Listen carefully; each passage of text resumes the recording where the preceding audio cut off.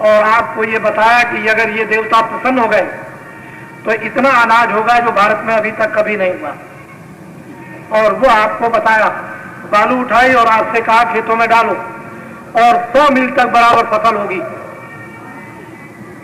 लेकिन आपको बराबर हमेशा कड़ी जोड़े रहे कि बाबा जी की बात को मानना पड़ेगा। देवता आपके लिए काम कर रहे, बाबा जी भी आपके लिए काम कर रहे, आप अपने लिए भी करो, देवताओं के लिए भी करो। लेकिन आप नहीं करोगे तो फिर समझ लीजिए आप अभी कोई वक्त निकला नहीं है, अभी सब वक्त पड़ा हुआ।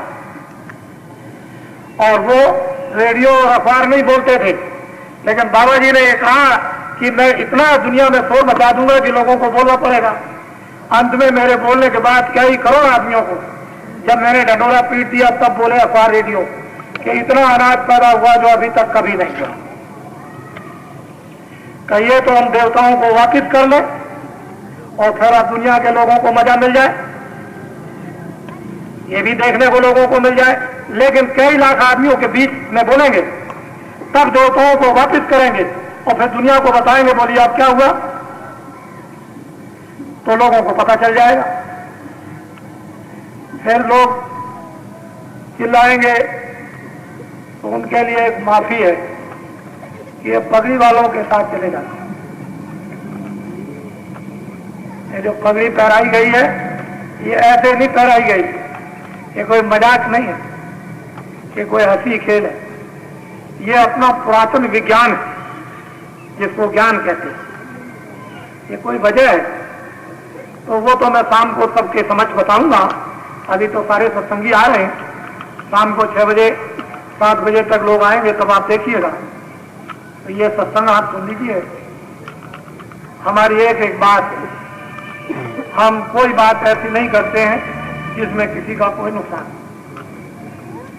मैं तो सारी इंसान मानव जाति को भगवान की देन समझता हूं और जो भगवान की देन मानव इंसान जाति में उसमें जो जीवात्मा वो भगवान की अंश। मुझे हिंदू मुसलमान और ईसाइयों से कोई मतलब न, मुझे शब्द के झगड़े में जाना। मैं तो देखता हूं ये इंसान आदमी है, इसमें वो भगवान की जीवात्मा रूप और उसी को समझने की जरूरत है।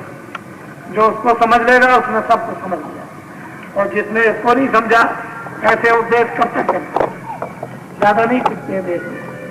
ये धर्म देश है, ये धर्म क्षेत्र भूमि है ऋषियों मुनियों साधु संतों और सारी शक्तियों की। यहाँ बड़े बड़े लोग आए और बड़ा बड़ा उन्होंने बहुत कुछ किया, लेकिन सब फना होके चले गए। आखिर में अस्तित्व वही धर्म का रहा।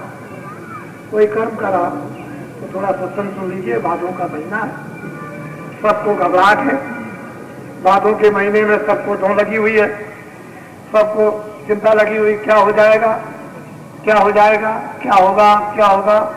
छोटे भी घबरा रहे, बड़े भी घबरा रहे। ऊपर से क्या होगा, नीचे से।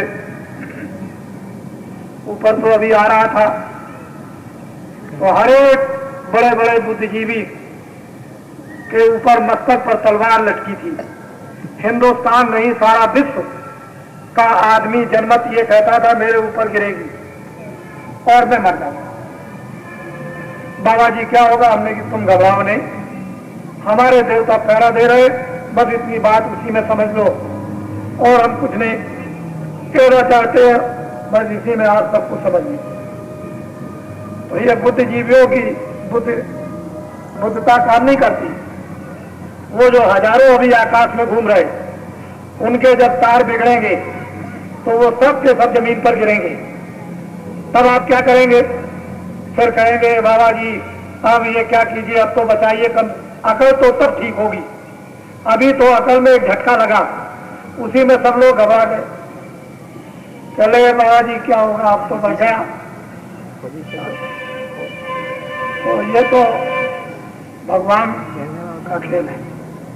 कृष्ण ने आपको दिखाया, राम ने आपको दिखाया, सतयुग के अंत में आपको देखने को मिला। बीच बीच में बहुत से तमाशे हुए, वो देखने को इतिहासों में मिले और अब भी मिलेगा।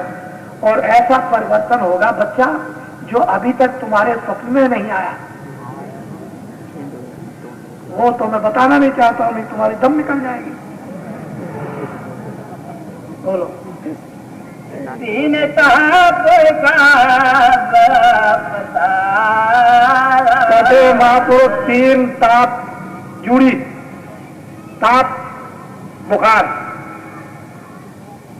तीन ताप का बड़ा बुखार, एक तो अभी का, पीछे का और आगे का, ये तीन तापे हैं।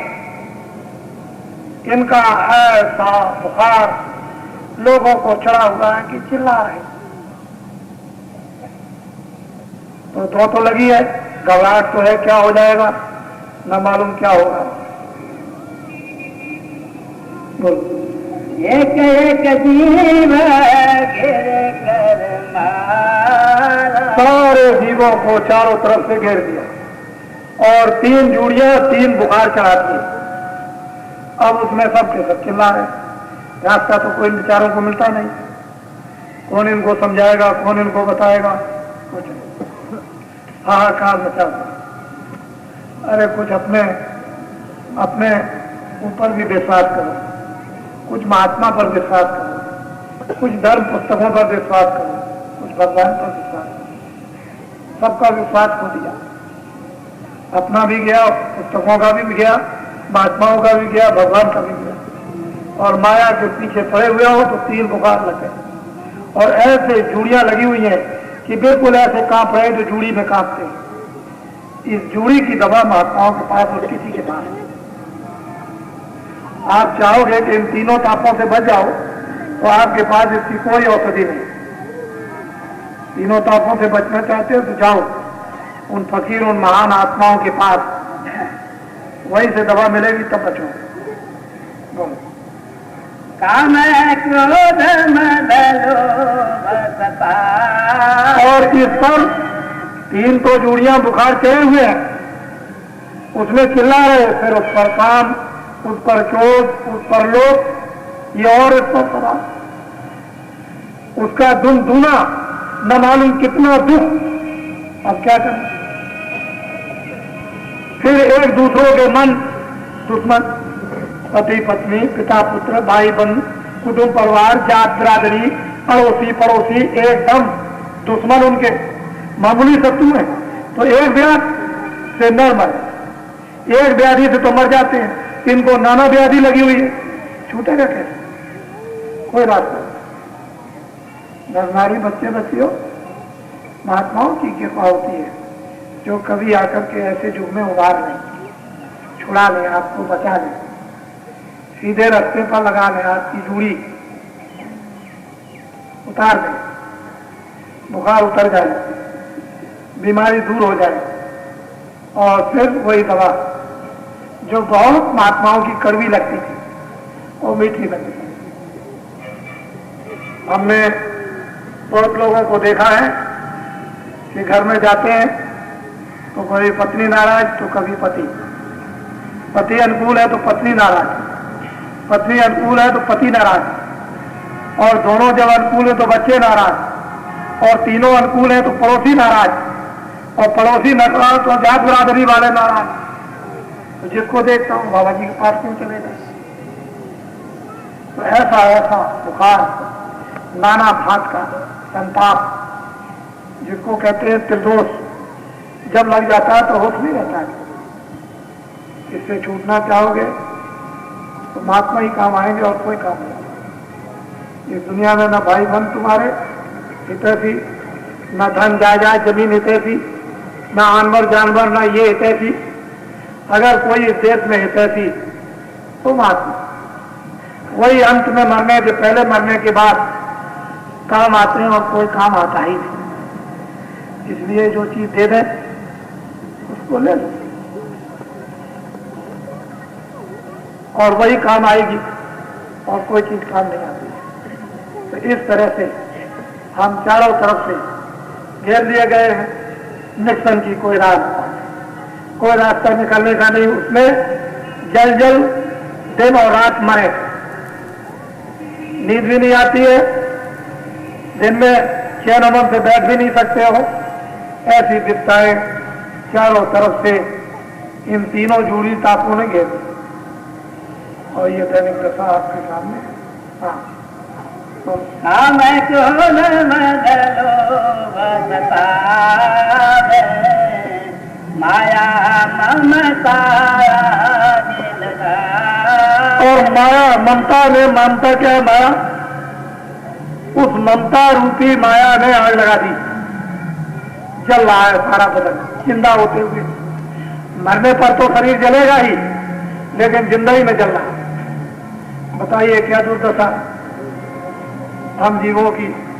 आए थे मनुष्य रूपी मकान में उस समय के लिए, इस जीवात्मा को मुक्त करने के लिए।